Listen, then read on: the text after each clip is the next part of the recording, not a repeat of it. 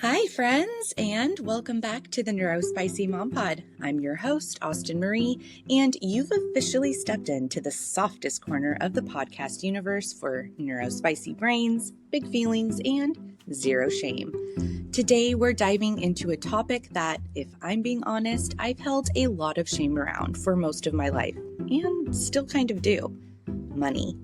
If you've ever opened your banking account app and immediately dissociated, if you've ever said, "I'll budget tomorrow" every day for the past decade, if your executive dysfunction has you bouncing between "I need to pay off all my debt this week" and "I just bought 3 mood rings and a frog lamp at 2 a.m., then welcome. You are so not alone here.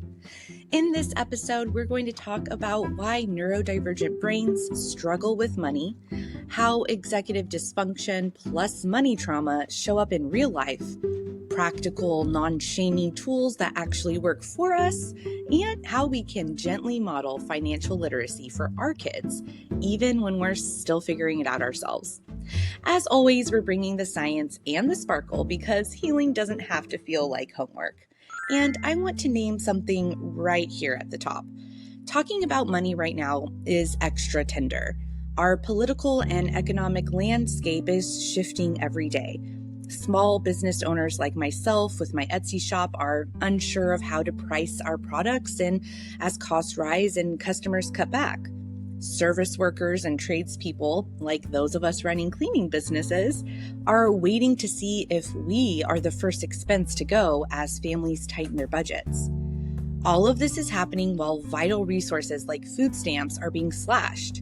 I know this firsthand. My family is currently relying on food assistance while I slowly rebuild, piece by piece, after walking away from a career that nearly broke me. I left teaching to protect my nervous system and my kids, and since then, I've been building my cleaning business from the ground up and pouring everything I have, emotionally, mentally, spiritually, into this podcast. It's a leap of faith, really, that this space will be what brings financial freedom to me and my children. I'm building something here that will not only sustain us, but expand so I can turn around and help other women do the same. That's the dream, and I'm claiming it now. And doing all of this while psychologically understanding that the services we rely on are being labeled as wasteful spending is both demoralizing and dehumanizing. It's hard to feel safe, let alone empowered, when the systems meant to support us are being debated like we're line items on a budget sheet instead of human beings trying to survive. So if you're in a season of figuring it out, if your fridge has more uncertainty than groceries, and if your dreams feel like they cost too much, I just want you to know I see you. I'm here too. So yeah, money is complicated and personal and political, and it feels like that's a lot to carry, because it is. And I want to gently remind you, and myself, that feeling overwhelmed or angry or heartbroken about it all is a completely valid response to a system that often wasn't designed with our survival in mind.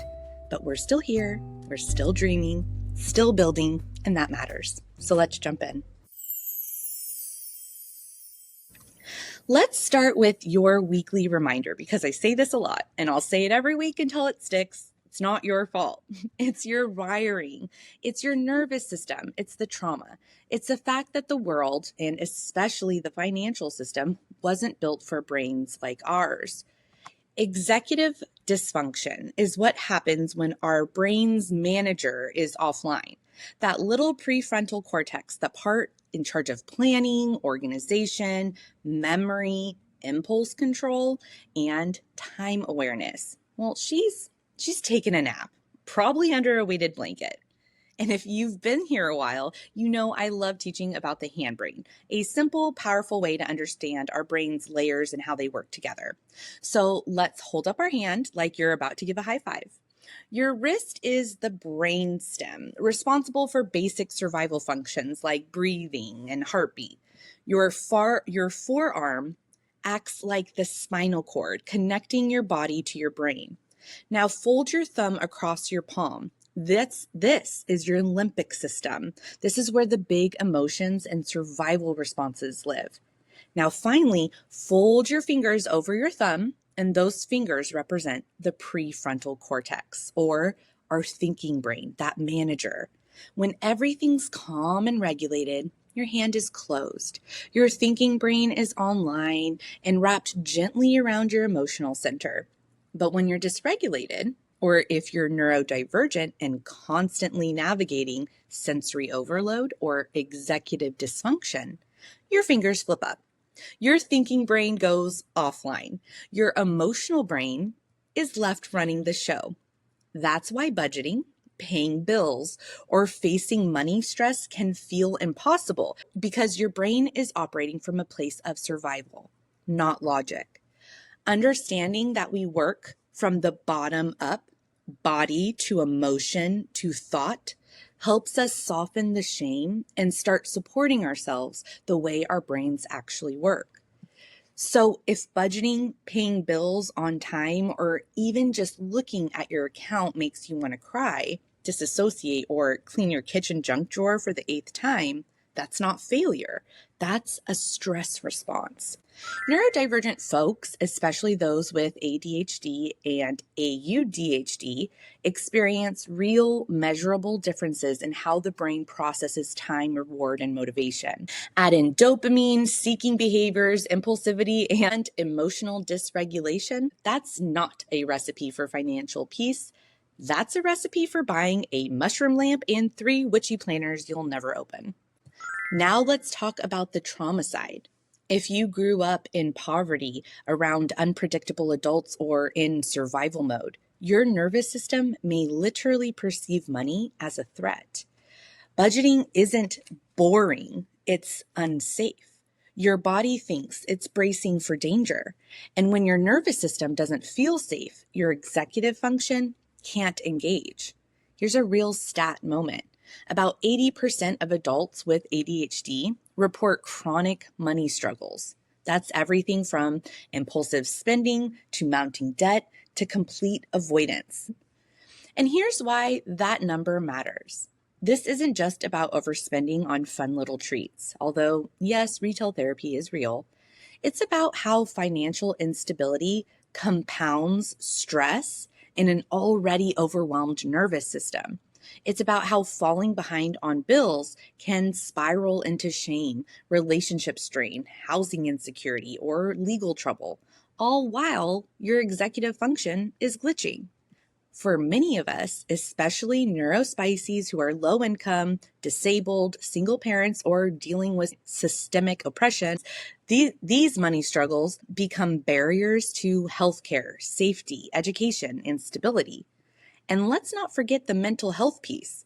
Research shows that financial stress is linked to increased anxiety, depression, and even suicidal ideation. And for neurodivergent folks already dealing with emotional dysregulation, that stress hits harder and faster. So when we say 80% of ADHD adults struggle with money, we're not just talking about oopsie online orders. We're talking about people stuck in survival mode, people who are smart, capable, and doing their best, but who've been set up to fail by systems that demand constant executive functioning just to exist. This is why shame has no place in this conversation. The consequences are too real. The stakes are too high. That's why we need compassion, accessibility, and tools that work with our wiring, not against it. Okay, let's have a woo-woo meets psychology moment. You've probably heard the phrase that money is energy. And yes, that can sound super woo-woo, but it's also deeply rooted in nervous system science. From a psychological and trauma-informed lens, if you were raised in chaos with poverty, financial instability, or caregivers who used money as control, secrecy, or punishment, then your brain didn't just learn that money was stressful, it encoded it as dangerous. Your limbic system, the emotional part of your brain, started firing stress alarms anytime money came up. And your nervous system followed with a full body survival response like freeze, avoiding your bank account, feeling paralyzed by bills, fawning, giving away money, or overcommitting out of guilt or fear.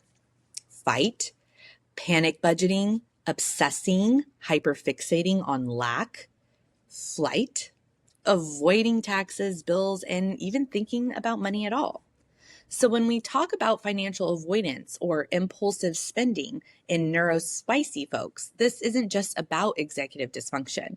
This is the body saying, I'm not safe. And here's the really wild part. The opposite is also true. If you were raised in a financially stable, emotionally safe environment where money wasn't weaponized, your nervous system likely sees money as neutral or even positive. You were taught that there's always enough. Spending and saving are tools, not threats. You can take risks and still be okay. It's safe to receive money and keep it. That's called an abundance mindset. And that's not just a mindset, it's a regulation baseline. When your nervous system has experienced money as safe, predictable, and supportive, then money can flow easily. You don't freeze at a bill. You don't panic check your account. You don't spiral if something unexpected comes up. It's not that those folks are more disciplined or smarter. It's that their nervous systems aren't activated when they deal with money.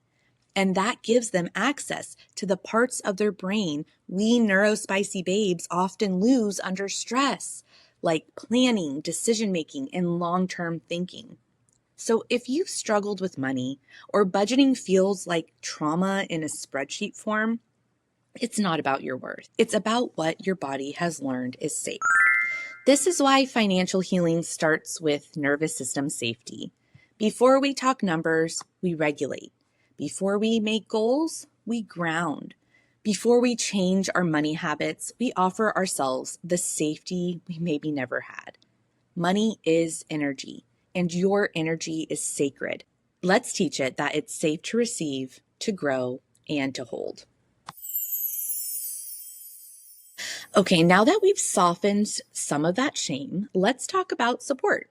This is not a budgeting boot camp. There are no Excel spreadsheets here. This is about finding systems that actually work for your brain and your energy. Here are small 5 sparkly shifts that can make big differences. Number 1, automate what you can. If you do have consistent income, try to set up autopay for essentials. That way, it's one less thing for your brain to remember during a cortisol storm. Number 2, make it visual. ND brains are visual learners. Sticky notes, labeled envelopes, whatever works. Even writing money moment on your bathroom mirror can help you bring awareness to it. Number 3, break it into micro tasks. Instead of do the budget, try today, log into the bank account. Tomorrow, check one bill. Friday, move $10 into saving. That counts. That's progress. Number 4, pair it with dopamine. Make it a ritual, not a punishment. Light a candle, put on lo-fi beats, grab a snack. I like to call this my money magic hour, which is usually like 14 minutes top, but it still counts. Number 5, regulate before you initiate. Before you open up your bank account or look at bills, ground yourself. Take a deep breath, hand on your heart, say out loud, I am safe. This is just data. Create a nervous system cue that lets your body know you're not in danger. Even noticing your thoughts and saying it out loud and identifying it as just a thought can take away the power. Spiritual reframe. Language matters. If budgeting sends you into a shame spiral, rename it. Try abundance check-in, resource reset, money magic moment, or whatever works for you. We are not here to be perfect. We're here to feel safe enough to show up. Okay, mamas, here's the part where your child development nerd bestie, hi, it's me, steps in. You do not need to have your finances mastered in order to teach your kids about money. In fact, it's even more powerful when they see you learning alongside them. Kids don't need lectures. They need modeling. Talk out loud as you make decisions. We're buying groceries today based on what we've budgeted. I'm saving up for something important, so I'm going to skip this treat right now. Money stuff used to make me really anxious, but I'm learning how to stay calm and make choices that feel good. Let them make low-stakes mistakes. Give them $5 and let them blow it. Then talk to them about it. How did it feel? Did they love it? Did they regret it? Do they want to save it next time? Teaching financial literacy starts with emotional literacy, modeling that money doesn't equal worth, that we all mess up, that we're still learning, and that learning is safe. Only 27% of young adults say they were taught anything about money growing up. That means you have the chance to shift that story, and not through perfection, but through honesty. Phew. All right. If you're still with me, still breathing, still clutching your iced coffee or emotional support crystal, thank you. You are not broken. You are not bad with money. You are learning how to feel safe in your body while dealing with one of the most dysregulating things in our society. And that is brave, that is sacred, and that is healing. If this episode resonated with you, please send it to a fellow NeuroSpicy friend who is healing their relationship with money. And if you want extra support, bonus episodes, or just want to help keep this podcast going, I'd love to invite you to join me on Patreon. This isn't just a creative project for me. It's my lifeline. After leaving a financially abusive relationship, I came out the other side with nothing. No savings, no safety nets, no backup plan, and ruined credit. I walked away from the stability of a salaried teaching job to pursue a dream that feels both terrifying and deeply aligned, being a creative NeuroSpicy entrepreneur. And right now, my family's survival literally depends on this growing. And while I fully believe in the vision, I'm also in the messy middle, trying to stay regulated, raise my kids, and trust that this work will one day create not just stability, but financial freedom. Your support isn't just a subscription, it's a vote of belief. It's fuel for this mission, and it means more than I can ever say. So if you feel moved to help or peek behind the curtain and support a fellow spicy human building something from scratch, please head over to my Patreon. Until next time, breathe deep, forgive yourself, and remember, you are worthy of abundance. You are allowed to take up space financially, emotionally, energetically, and you're doing so much better than you think. Before we wrap up, I'm so excited to shine a little sparkle on a woman-owned small biz here in my area of Northern California. Please meet Robin Nunez, a talented Chico-based photographer with a true gift for capturing the moments that matter.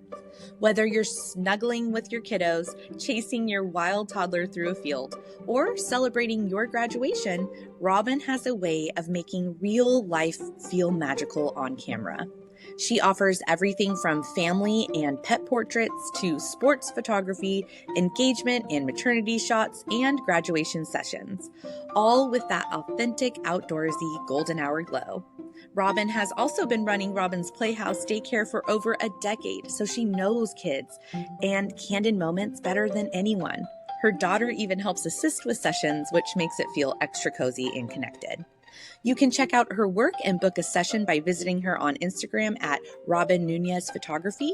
I'll go ahead and spell that RobinNunezPhotography.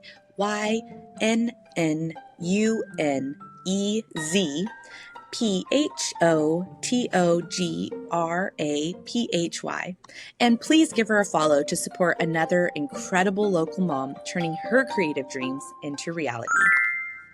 And next week on the NeuroSpicy MomPod, I'm sitting down with the incredible Dr. Tara Hogan, NeuroSpicy mom of 5, chiropractor, and founder of the Poised and Peaceful Method. We're talking about what it's really like raising neurodivergent and neurotypical kids when you're neurodivergent yourself, how Dr. Hogan supports families through nervous system regulation, genetics, and gentle parenting tools, and why interoception is the game changer most of us never learned about in school.